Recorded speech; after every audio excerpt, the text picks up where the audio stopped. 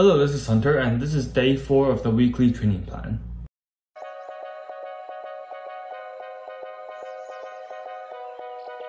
So today's ride will be a 75-kilometer ride around a place called 新日门关. 新日门关 is 4 places but connected together to be 75 kilometers. And 新日门关 is in Tainan, so it's about like 45-minute drive to like the place we're gonna start, because from my house to the routes is like 35 kilometers one way. So it's gonna be like a lot to ride. I'm riding from my house to there and then back, and I'm not planning to do that today. And some of the topics we're gonna cover today will be how to ride downhill, some tips and tricks to riding downhill, and some safety tips. So I'm gonna go get changed and let's go.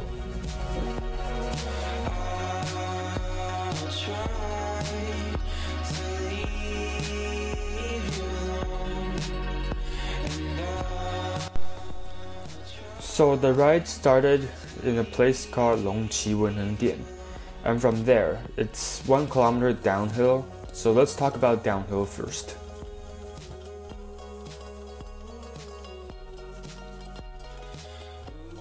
Riding bike downhill has a lot of similarities compared to MotoGP, for example. Bastianini just about holding on to second place from Miller. Quartararo is still where he started in 5th. Tell you, he didn't get a good start. Aleix Espargaro was looking at the first 7 or 8 runners and he was not among them.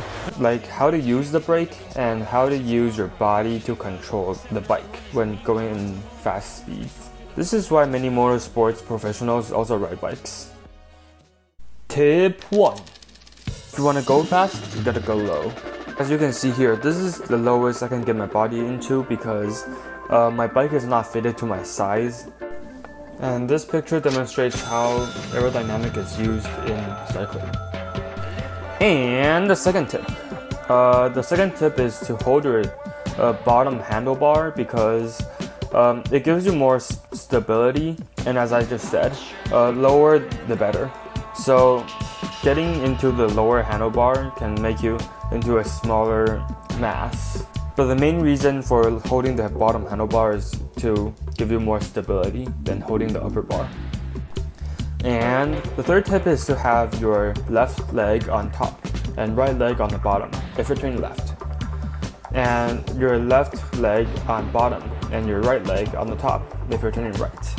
This gives you more stability because, for one, if you're turning left, your body will lean left. If you have your left leg on the bottom, you might risk hitting your pedal onto the floor and like scraping the floor, and that will cause a crash. And the other reason is, if you are turning left and you have your right leg on the bottom, you can sort of push your right pedal downwards so that you can have more control over the bike and not overlean.